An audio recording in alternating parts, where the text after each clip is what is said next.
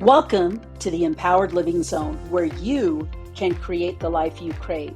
With me, Dr. A, as a psychologist for over 30 years, a transformational life coach, and an expert in self-empowerment, my life's work has been inspired by the beautifully powerful resilience of the human spirit.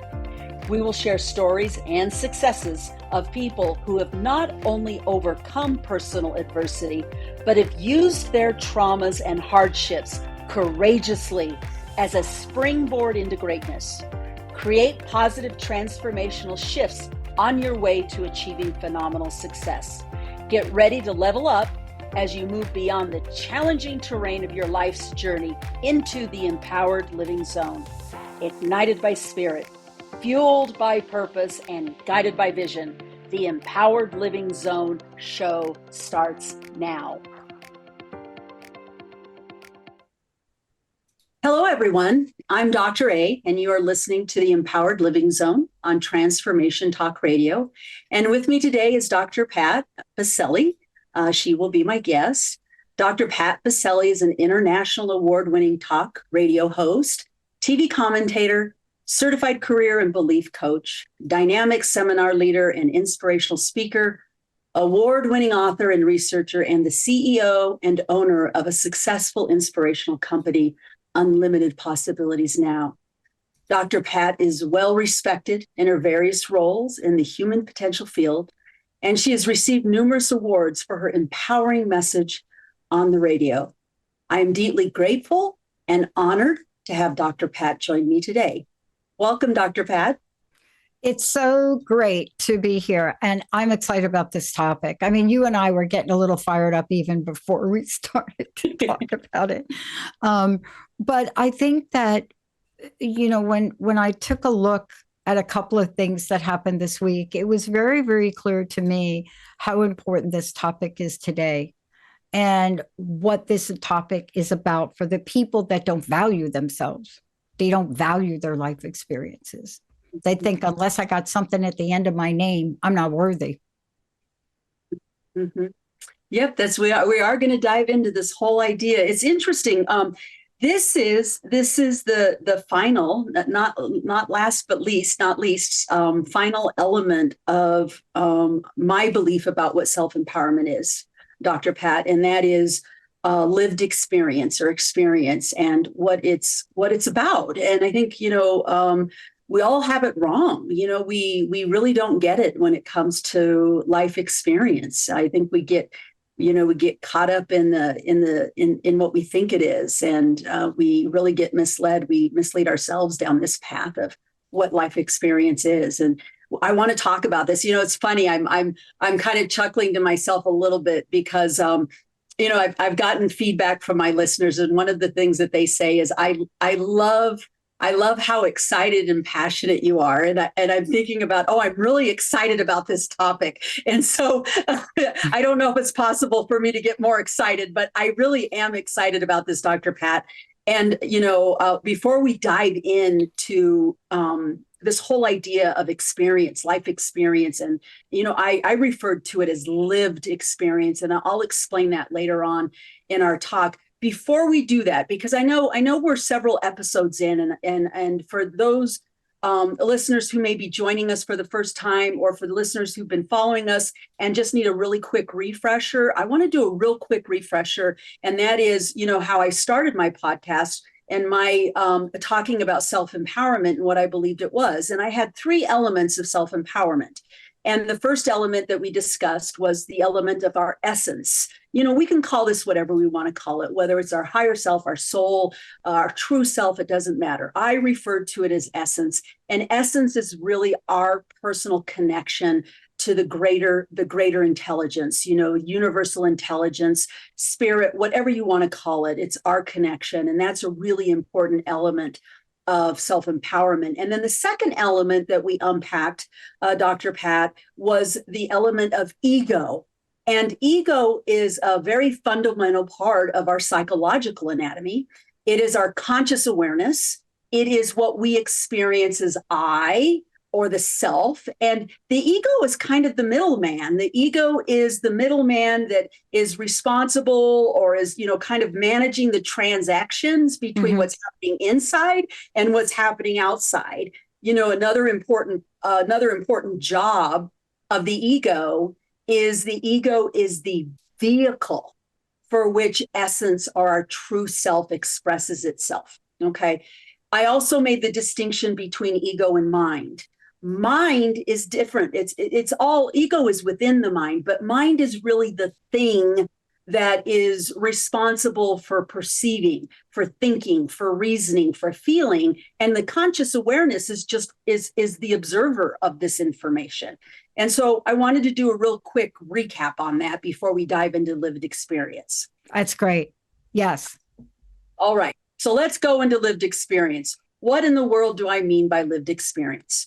So, Dr. Pat, when we think about this, if we just kind of slow it down a little bit and really think about this, there's a lot of stuff happening outside of us, right? There's things, there's peoples, there's events, there's all kinds of things out there, lots of stimulation. In today's world, we got lots going on.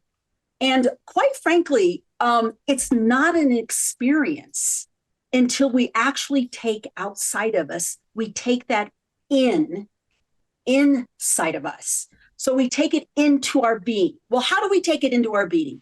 We take it in through all of our senses. And I'm not going to unpack all the different senses. I don't want to get into the weeds of that and get too scientific, but most of us know the major ones, the major senses, sight, hearing, touch, all these, smell, all those kinds of things. But we take information in. And the moment that we take it in and we begin to process it, and we take it and we make it mean something, we bring it into our bodies and our bodies respond to that thing. And our bodies can respond with different kinds of sensations. It can respond with openness or constriction. It can respond with ease or tension. But our bodies will have sensations. Our minds are going to create meaning out of this, and then we're going to have a lot of feelings about it. It isn't until we take things in and experience them, feel them, metabolize them, process them, run a story about it. It's not an experience until we do that. But when we think about these things, we kind of put one foot in front of the other, and we don't appreciate how many of these feet that in pavement we pound every day to build up an entire arsenal of these experiences. And it is so valuable when we can take a minute. You know what I'm saying? It's so valuable when we can take a minute and take a look at how we see ourselves. How do we feel about ourselves? Do we think we're enough? Do we have a life worth living? All of these things, right, as you previously said, are operating in that ego environment, aren't they? Yes, yes. And you know what I find interesting, and I'll talk a little bit about how I even got to this idea. Why did I even come up with this idea that lived experience was an important part of self-empowerment, right? We have a tendency to go through life, and I'm going to get into this even in greater detail as this kind of unfolds and we talk more about this, Dr. Pat. But, we kind of go through life, and first and foremost, many of us don't even have a conscious awareness of what's happening inside of us. We are really focused on the outside. So we have no idea what's going on, about what's going on inside of us. And yet that is where our power comes from. And I'll explain that a little bit, but I do want to get into how did I get here? And I think this is really important to talk about because I suspect, Dr. Pat, when I say this, that it's going to resonate with a lot of listeners. And what I'm going to say is I'm going to try to give myself an estimate. I've been on this journey consciously for about 30 years. So, and I'm getting close to 60. So we're looking at my first 30 years. My first 30 years, I was very focused outside of myself. And what does that mean? I was focusing on getting degrees. I was focused on accumulating things like houses and cars and finding the perfect job. And I was focused on the next thing, and then the next thing, and then the next thing, and then the next thing. And what I realized is in all this pursuit, there was I experienced this emptiness, like, just, is this all there is? Is there more to life? And so I was pursuing these things. I was on to the next thing. And here's the interesting thing about this, Dr. Pat, is I had literally no idea what was going on inside of me. So I had no idea what was going on. So because I didn't know what was going on inside of me, I had no idea what these things that I was pursuing even meant to me, whether they were important, whether they weren't important. And so, I felt a little bit lost. I felt like I was, blindly on this path, like I was just going into the next thing, into the next thing. And I think I was hoping that that next thing was going to fill me. And for some reason, it wasn't filling me. And so, this led me on to, my path of discovery. And the path of discovery was, oh, part of living, a big part of purpose is really being inside and discovering what the inner experience is. And as I did that and I slowed down and went inside, I also realized something really valuable, Dr. Pat. And that was when I went inside and I was actually experiencing life, it also showed me that in that moment, in that now, that is where my power came from, because I was able to see where I was, how things impacted me, and I had that power to choose consciously the next thing for me. Yeah. I think that you're pointing to what I believe is the only real point of freedom we have. And that is the freedom to choose. I think, and I've said this before, and I get a lot of emails every time I say this. But I think the rest of it is an illusion. What do I mean by that? Well, you just said it. The power to choose is something that no one can take away from us. Now, of course, there are people that have had accidents and they don't quite have that same ability, right, that they once had.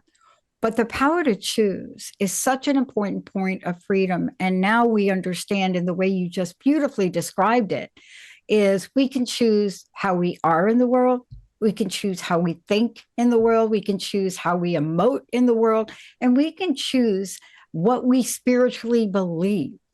And with all of those things operating, if we realize that we're not a victim of circumstances, that we can choose, we learn the lesson Viktor Frankl learned. We learned that lesson that, you can survive concentration camp. But I think what you're talking about today is more than just survival. It's a different level of appreciation, isn't it? Absolutely. Absolutely. It is about recognizing that we have so much power within us. We really do. And life is not happening to us. Life is happening around us. And we get to choose what we take in, and we get to choose what we metabolize, and we get to choose to make it what we want to make it. And we get to choose what's next for us. And the only way that we can do that in a powerful way, Dr. Pat, is to be able to take it in and have conscious awareness about what the experience means to us. So we'll talk more about that. Right now, we're going to take a quick break. And when we come back, we're going to talk about how lived experience, what that actually is, like how is it important in terms of our personal power and self-empowerment in general. So you're listening to the Empowered Living Zone with Dr. A and Dr. Pat, and we'll return shortly.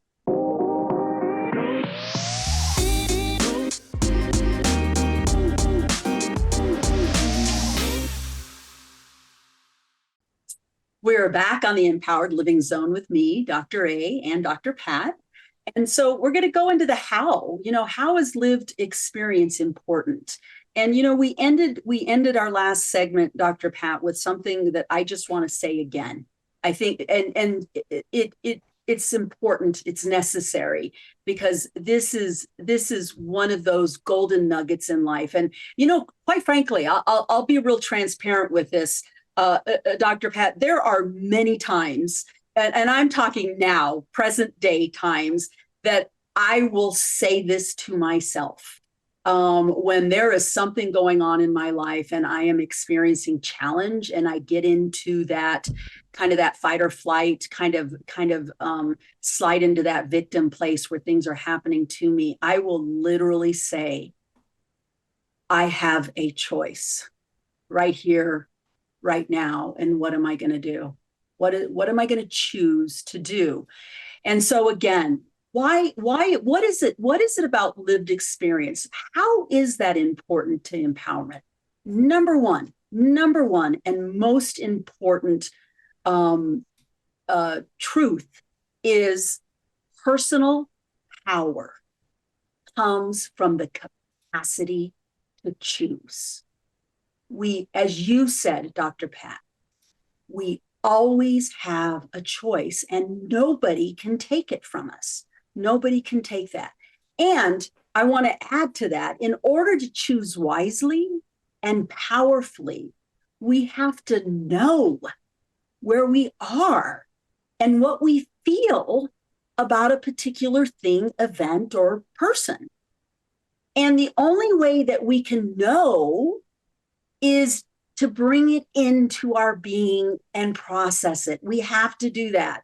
We're going to get into this a little bit in more detail, because Americans and the American culture are known for this. We are in our heads. It's like we are walking around with a head on a stick. There's nothing else that exists but our minds. And yet, it is important to hear this. Our feelings, our emotions, I guess I should say emotions so people don't misunderstand. Feelings can be sensations as well. But what's happening in our body, that is our personal GPS system. So here we are a culture that are cut off. We're cut off from our bodies, and we'll talk a lot more about this. We overvalue the mind and we undervalue our body. And this goes way back. This goes back to the Puritans, and what happened was in that time in our history, the puritanical views demonized our bodies. Our bodies were a source of evil. They got us into trouble. And so this goes way back. This goes generations. This goes hundreds of years back, where we learned to cut off from our bodies because we saw our bodies as bad or as evil. And when you think about that, what a disservice to us, because it would be like you trying to navigate town in an area that you don't know without your GPS in your car. I mean, that's a pretty big deal to go around, go about life without a GPS system. Yeah. Well, and then, let's just talk about what that does. So if we operate from that perspective, then where are we coming from? Fear, regret, guilt, shame. I mean, we can go on. But just that one note that you just shared right there about the bodies has such an enormous impact everywhere. And yet we don't know it. Sometimes we think it's just only on the physical and on the outside, but agonizing on the inside, especially when we're talking about our bodies, there's this constant dissonance with what we desire and what we think, or how we think we should act or behave. And that really was crazy town until the 60s. And then something happened. Now, I'm not sure where we are today, but if you look at that, it's as if you unleashed something that people didn't think was there, but it's always been inside of us. I mean, our bodies are a natural part of who we are, right? I mean, you're talking about a period of time we went through. But boy, what impact on just that one thing you mentioned, right? What impact does that have on who you are and how confident you feel, or how empowered? You feel empowered if you're ashamed of something, can you? Mhm. Right, right, right. Yeah, I mean, it is. It's funny. I think about, my growing up in the 60s. I grew up in the 60s and thinking about how things dramatic. I mean, I think with every generation, it introduces something, right? It really does. It does.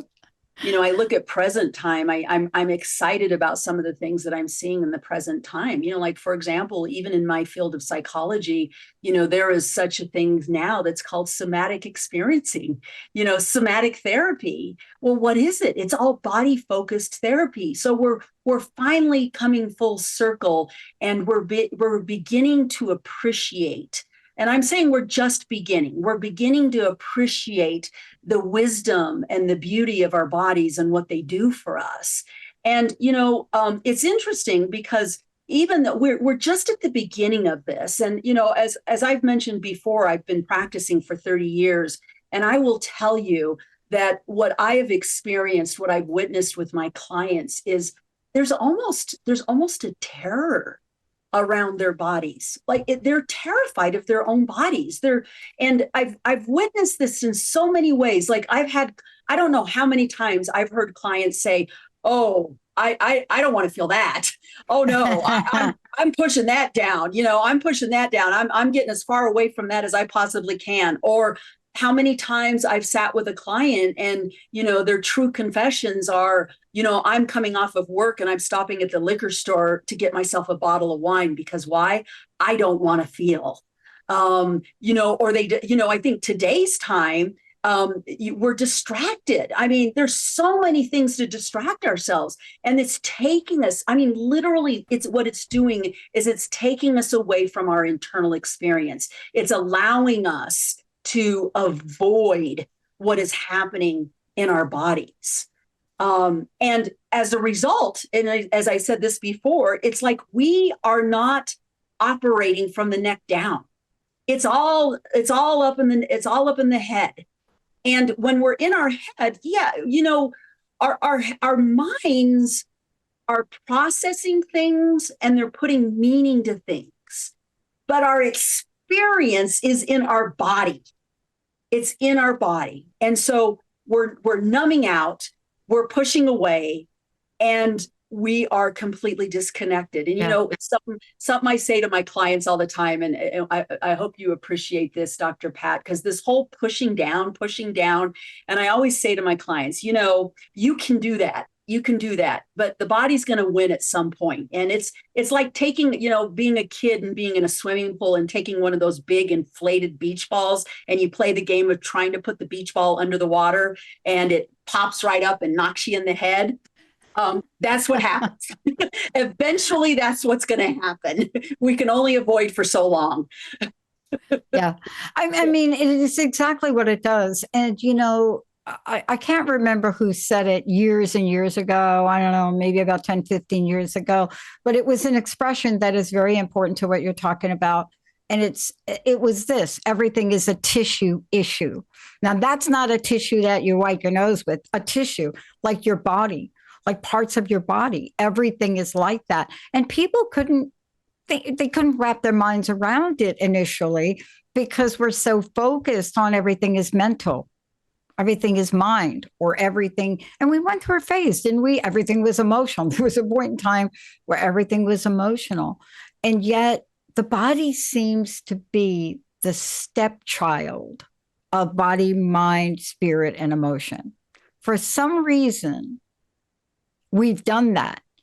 And I think what you're talking about today is a lost art, because so many people don't really know how to wrap their minds around feeling confident, being in the world, being of the world, and not being hostage of the world when it comes to our body. The body it's just brilliant when you think about the mechanism, right? I mean, think about this. Absolutely. What genius. It's a genius thing. It's amazing. It is amazing. And it's quite sad that we're so disconnected from it, and we're afraid of it. We're terrified of it. And it is sad. And yet it is amazing thing. It makes me think of John Mayer's song, "The Body is a Wonderland." I know he didn't mean it in the same way that I'm thinking about it, but your body is a wonderland, and it is amazing. And it's important that we get reconnected to that, because that is a source of power for us. Now, I know we need to take a break, and when we get back, there's more. There's another. There's two things that I really wanted to unpack around how life experiences is important. One is it's the internal experience being the point. Knowing what we're feeling and thinking inside, and sensing inside is important in terms of it's a point of power for us. But there's another piece that I would like to share about why or how a lived experience is so important in this process of self-empowerment. So we're going to take a break. You're listening to the Empowered Living Zone with Dr. A and Dr. Pat.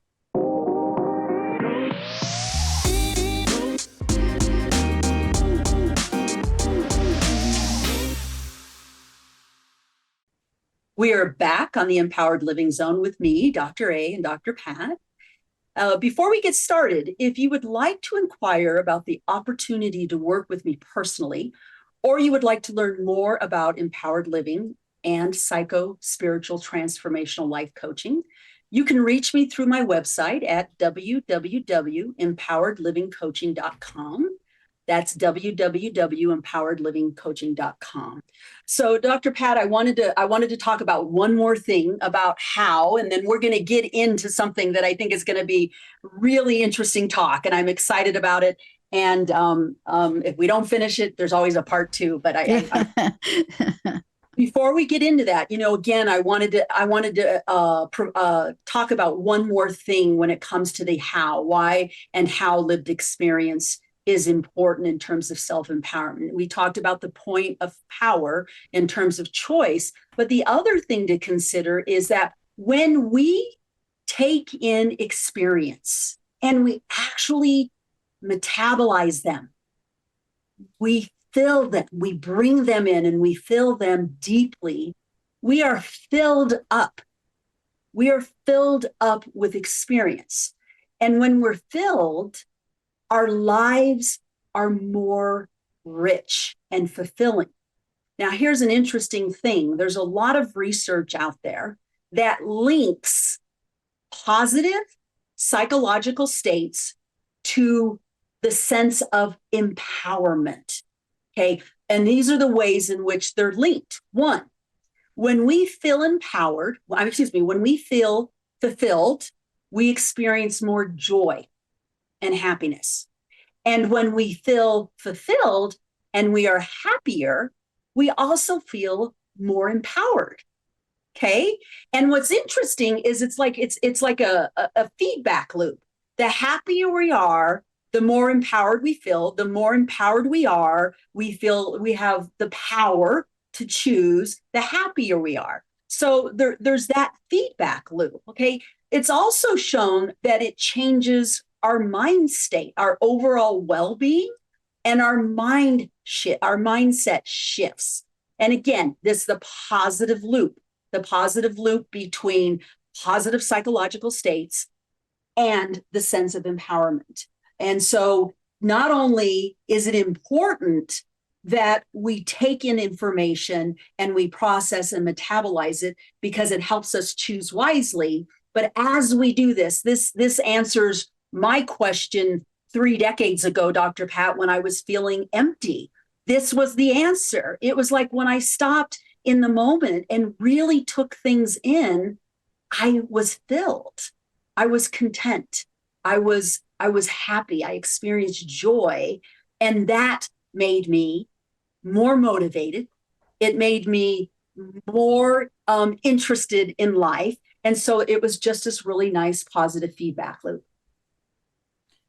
And when we really think about this, we have to ask, why is that? Right? I mean, because now we're starting to see the science of it.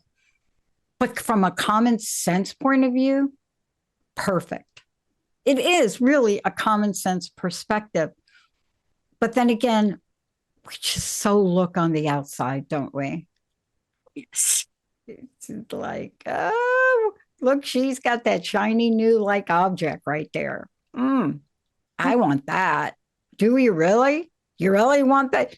What did you have to do to get the shiny object? Do you really want to go through that to get your own version of this? But then we're doing it. We're like, focus, focus, focus, focus, focus, focus, focus. I got to get there. I got to get there. What's my next thing? What's my third thing? What was the thing before the second thing? Maybe the first thing. Who's on third? I don't know. But this is the world we get in, where we don't even breathe for a moment to understand, am I even going anywhere? Right, right. And you say it beautifully, Dr. Pat, because it's like, we are in constant pursuit. We're always after the next thing. We're always out there. And I think about this. I often use this metaphor that it's like eating cotton candy. There's you eat it for the moment, it might taste sweet, but there's literally no nutritional value and it doesn't fill you up, right? And that's what happens when we're constantly pursuing things outside of us. It's like eating cotton candy. There's a moment of sweetness, and it's a very fleeting moment of sweetness, but we're not filled. No, and we're not. Right. And we keep doing it, right? I mean, we are culture. We are so focused out there. And here's the irony. Right here, in here, is where the power and the magic is. Yeah. Yeah. You said something, Dr. Pat, about going after things, going after things we want. And do we really want that?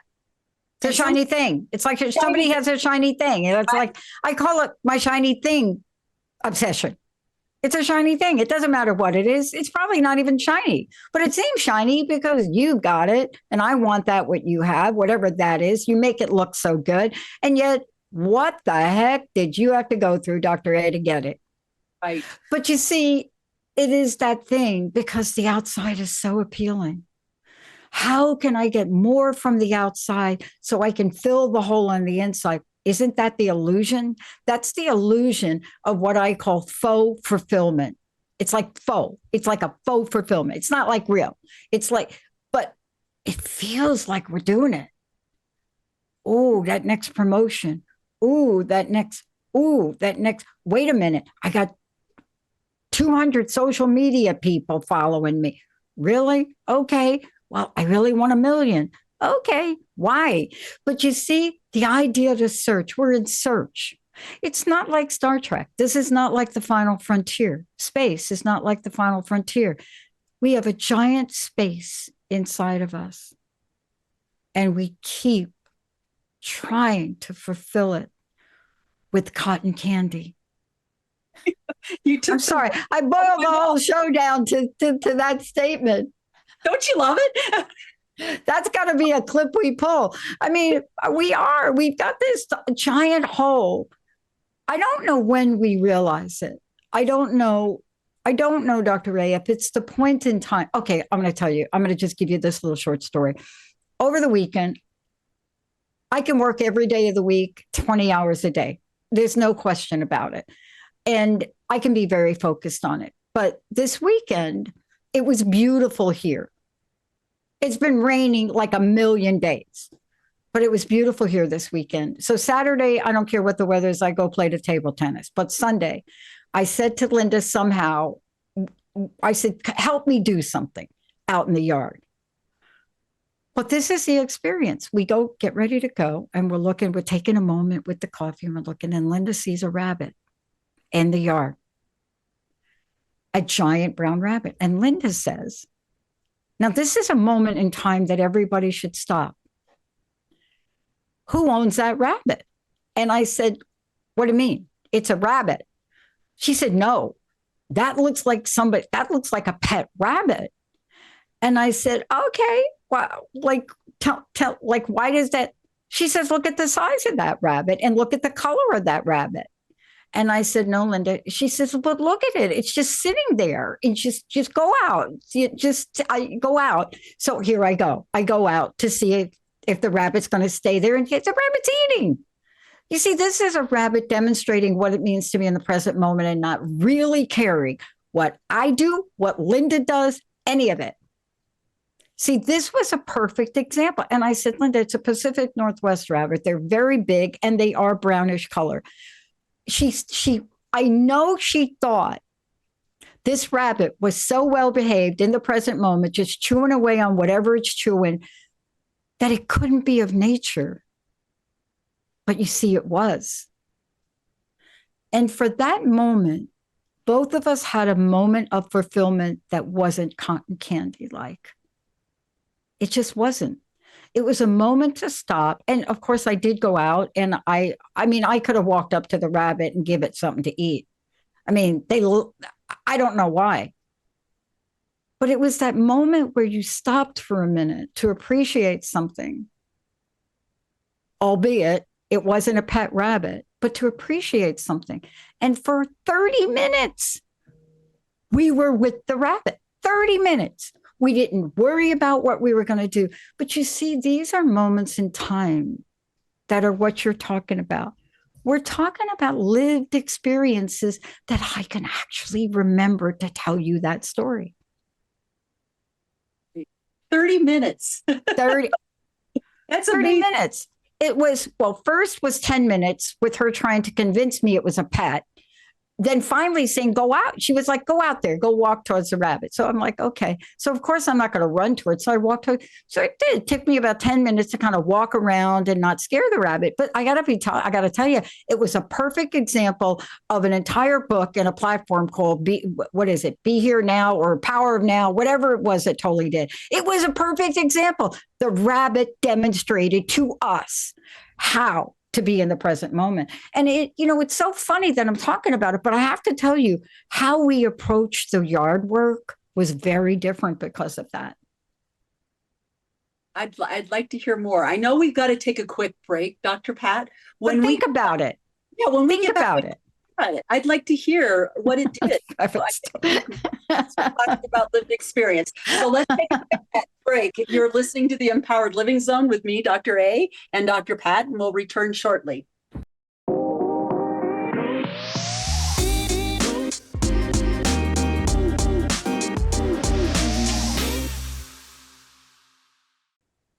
We're back on the Empowered Living Zone with me, Dr. A, and Dr. Pat. And we were talking about our tendency to live out there instead of right here in here. And Dr. Pat was talking about her experience with Linda and the rabbit. And I'm curious, you said that that experience, one, I was amazed that it was 30 minutes. So I think what's interesting, what's interesting about that is that when we are in the moment, we do, time gets very warped. Yeah. Sometimes a lot of time passes and it feels like minutes, and it's 30 minutes. And, I was amazed by that. And then you said something that really caught my attention, Dr. Pat, and you said it changed the way you did your yard work, your gardening. Yeah. How did you change it? Well, it did. I mean, the whole thing, 30 minutes. I mean, first it was Linda staring through a screen door, looking at something she thought was a rabbit. And it was a rabbit, but it was the conversation on, does it belong to, her concern was it belonged to somebody, because that's who Linda is. She's a giant protector. But we stopped. You see, you get your list. You have your to-do list. You're addicted to to-do lists, right? We're so addicted to to-do lists that we don't even know we're doing our to-do list, because everything we do is about doing. Not everything, but generally speaking, we have a mission in our day. But this stopped us for a minute. It was like, oh, it's a little rabbit. It was a giant rabbit, right? And it's just sitting there, it's like eating the grass. It's like just eating. And then finally, I think Linda was so concerned. She said, go out there. Why don't you go out and see if you can get it, like capture somebody's rabbit. No, I'm telling you, I knew it wasn't a pet rabbit. But I walked out there, and it took me a while to get out there because I didn't want to scare it. I didn't want to hurt it. I didn't want to alarm it. And so as I was trying to get around the rock garden to get there, of course, I took my time. I stopped. I looked at what was out there. I looked at the rock garden. I looked at the plants. I looked at what we were redoing. But that slowed us down, and slowed us down enough that we approached whatever we were going to do, not from a place of hurry up, get it done, but really that opens up a level of creativity and imagination and lived experience that was more than just let's get sweaty, dirty, and dig stuff up. And that was the original idea. Let's get sweaty, dirty, and dig stuff up, and then we're going to hurt tomorrow. But it changed. See, that little rabbit stopped us. I wonder how many of us have things in our lives, our own version of a rabbit that can slow us down. I would bet we don't have enough tools to do that. That's why we're going so fast. What would you say? Absolutely. Absolutely. And, one of the things, I mean, I think that's great. I think it's a great story because it did slow you down. And, what I would be curious, and of course, we can't unpack this completely here. Yeah. I've got my curiosity going in the sense of, if you slow down even more, would you notice things? Like, would you notice things that were happening in your body, like sensations, like excitement or, intrigue? Or you also said something that I thought was really critical is it tapped that sense of creativity, that the sense of creative energy. And, that would be a great podcast on itself, is this creative energy and what that means. And I think that's wonderful. And it also, I want to bring up, and I want to end with this point, and I think it's going to be really helpful because we're talking about how we have a tendency to live out there and pursue and pursue and pursue and pursue. And one of the things that I want to bring to the listeners' attention is to not forget something that is really, really fundamental. And this is where we get lost a little bit, Dr. Pat, is we are all endowed with desire.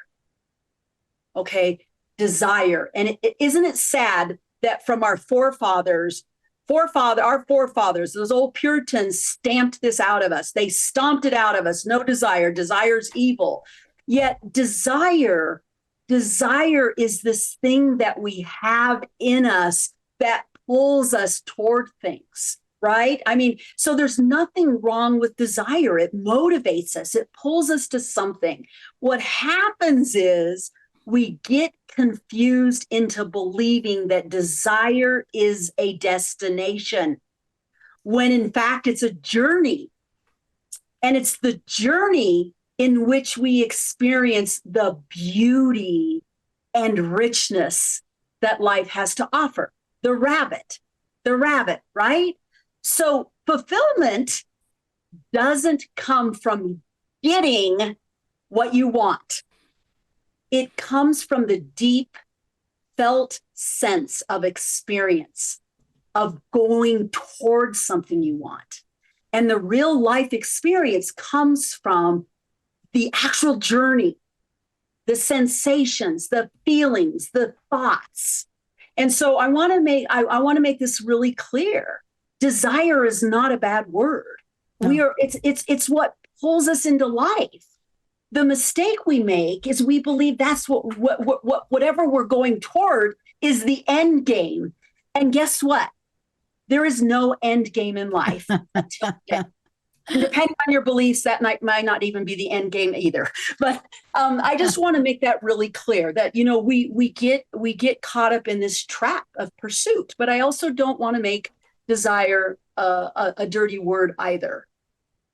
And I would like to leave the listeners with that. And so what I'd like to do is the next podcast, I want to dig into this a little bit deeper in terms of us getting confused, us being misled, in terms of pursuing the things that we want, and how a lot of times what happens is the things that we go after just take us out of right here, right now, in here.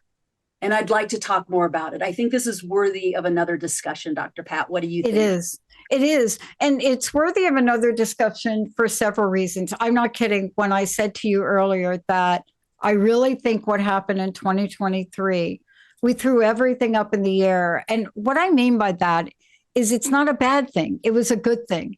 We didn't talk enough about what we went through, and we just didn't know where things were going to land. My job. Can I work from home? Can I not work from home? Can I run my business? Can I not run my business? Oh, you didn't tell me I had to pay you back those PPP loans. I mean, all of this stuff seemed to rise up in a way that we didn't really expect. And I think we went through that and figured it out. But then came 2024. And we were like, what is happening now? Right? What's happening? And I don't know. I mean, that's not real scientific. It's not real psychological, but it's a question. It's like, what's going on? What's happening right now? Which way should I go? And I think that's why we're talking about it, because if you keep running, you have to stop, especially if you're at a crossroads. You have to stop and say, this way or that way. And 9 times out of 10, if you don't know, you better call on something inside of you, right? I do wonder about, it's interesting to hear your perspective, Dr. Pat, about 2024 and, wondering what the shift is. I do want to back up to the whole thing about 2020. I know we got as close as we possibly could to the world stopping. And I know it didn't completely stop, but it got pretty close. And when you hear people describe their experience of 2020, I see this kind of bimodal distribution, and that is, it was the worst thing that ever happened to me, and it was the best thing that ever happened to me. And I find that intriguing. Has that been your experience as well? No kidding. I mean, look, we can talk. This can be an episode in itself. When people ask me about what happened, I said, "Oh my God, thank goodness that finally something happened to loosen the reins on how 12-step programs and people in 12-step programs can be." Because we went through a stigmatized version of we can never do things online. Oh my God, never, ever do things online. And we went from one day, never do things online. It's the only way we can do it. You see things like that. I got 2 new knees. I wouldn't have gotten them, I'm pretty sure. But it came with this contrasting energy. And there are some people that were able to balance that out somewhat. And there were others that weren't. And I think this is going into 2023. It was like, it's all good. It's all good. Really? It's all good? Right? It's all good? Right? Went to my doctor the other day. You got to put on your mask. Really? Again? So you see, we're stepping on stone, but I'm not sure what's holding the stone together. And these are the things that impact our body. These are the things that take on the physicality. These are the things that could be your rabbit to slow you down if you choose to look at them more optimistically. Yes. Right. And what a contrast, 2020 to now, what a contrast. And, the next time that we meet, I would like to talk more about the out there. And, we did have an opportunity to have that contrast when there wasn't anything going on out there. And we can look at the difference between those two. And I think what's really important about this when we're talking about self-empowerment is the out there is what takes us out of our personal power if we're not careful. And we'll talk more about that when we meet next time. Now, before we end, if you'd like to inquire about the opportunity to work with me personally, or you'd like to hear more about empowered living or psychospiritual transformational life coaching, you can always reach me at www.empoweredlivingcoaching.com. Again, www.empoweredlivingcoaching.com. I want to thank you, Dr. Pat, for always being an inspiring partner. Thank you to all my listeners for tuning into the Empowered Living Zone. As usual, I had a wonderful time. Please join me every first and third Tuesday of every month, 12 p.m. Pacific, 3 p.m. Eastern. Have a great week, and I'll see you next time.